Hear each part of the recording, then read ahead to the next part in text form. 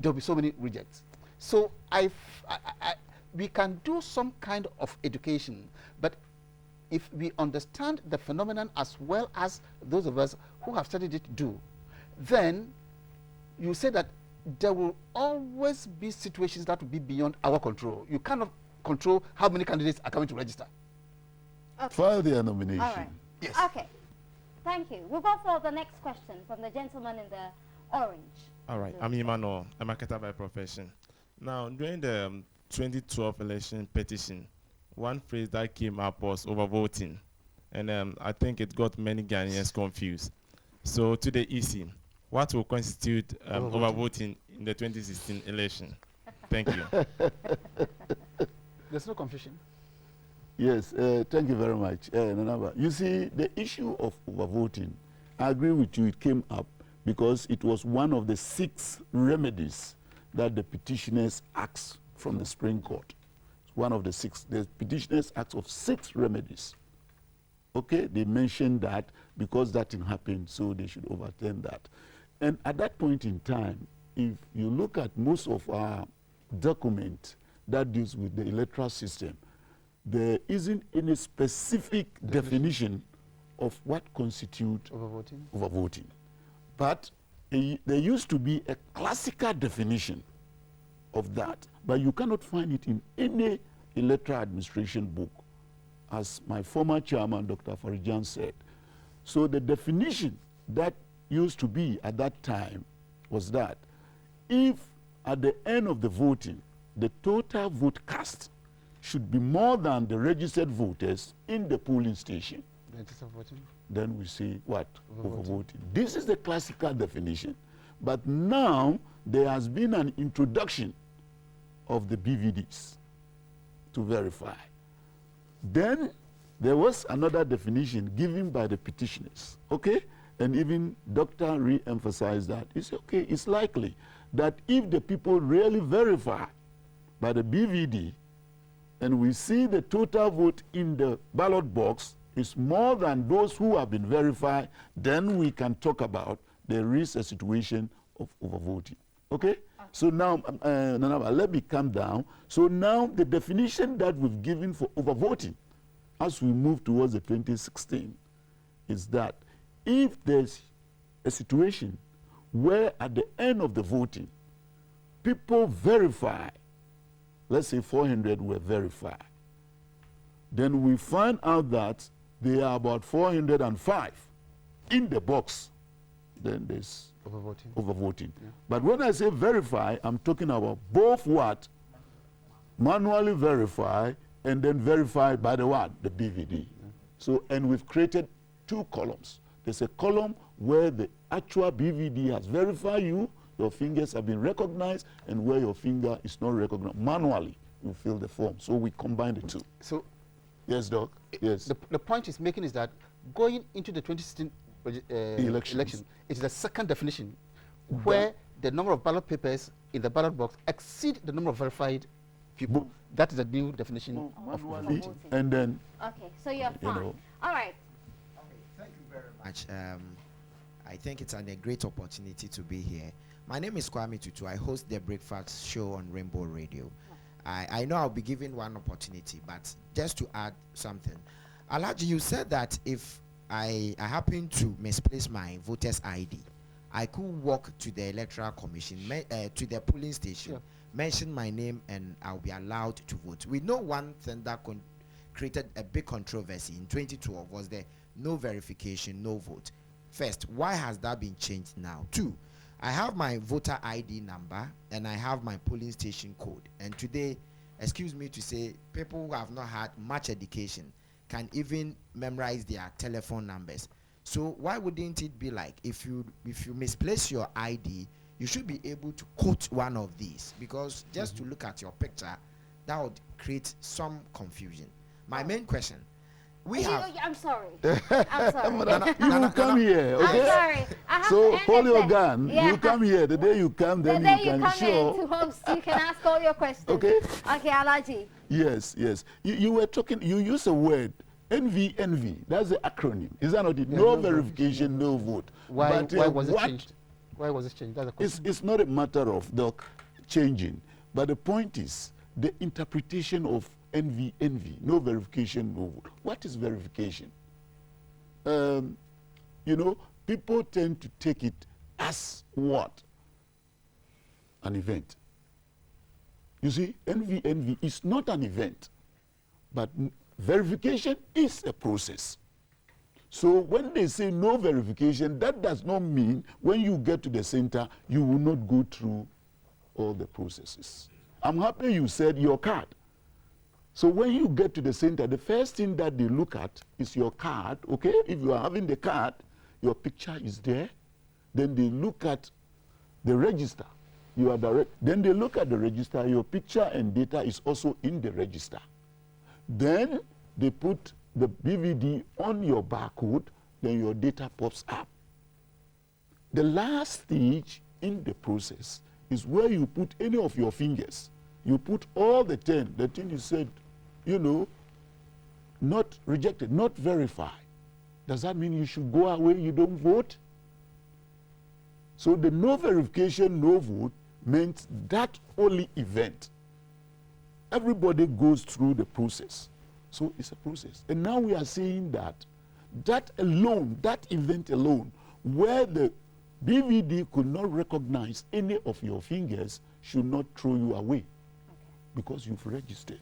You have the right. So fill the manual one, okay? So it is not an issue of throwing that away. We'll go to the next you get it, my brother? Yes. Okay, thank you. My name is Dominic Ofosuhini from St. Margaret Mary Catholic.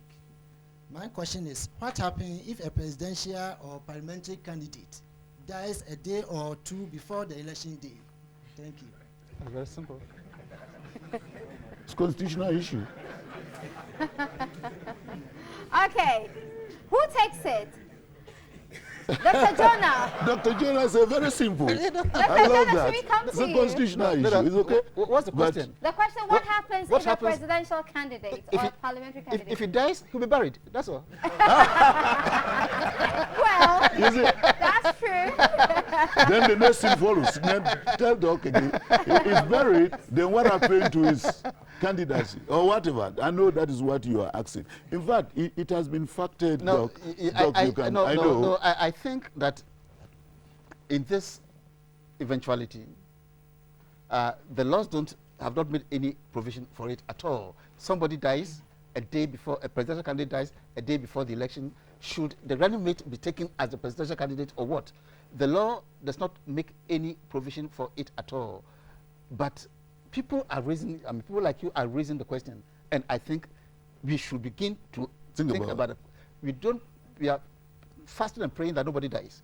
But if we should be thinking about it, because the laws as they exist now, they don't make any provision at all that in the event that the presidential candidate dies, the running mate can be taken to be the presidential. No, it doesn't. So it is something that we should be seriously thinking about. You see, Doc, I agree with you. What I want to add here, he asked two issues. One parliamentary, one presidential. Is that not it?